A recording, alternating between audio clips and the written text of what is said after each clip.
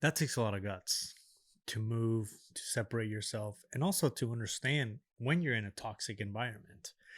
What advice would you give to anybody out there that might not see that they're in some sort of a toxic environment or some sort of toxic situation and they don't see the red flags? Like, what would you tell them? Like, be careful with this or be careful with that.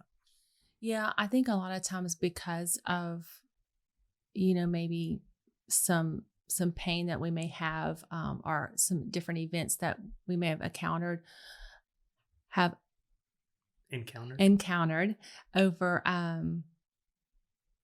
in our past, that we may be, drawn to maybe the situation with verbal abuse or even physical abuse or whatever. And I do think that we can be drawn to what is the most familiar to us and what's comfortable.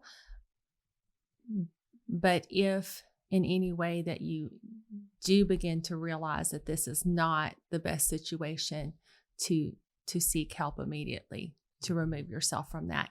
I was, in college and very independent minded at the time, and so it only made sense for me to say I'm leaving home at this point, in the situation that I was in.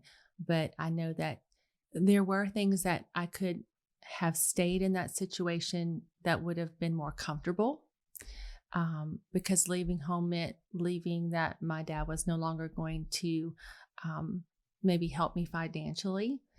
And so it was a big choice, but just to step away from it overall, even though it was a difficult decision, it was the best decision for me at that time.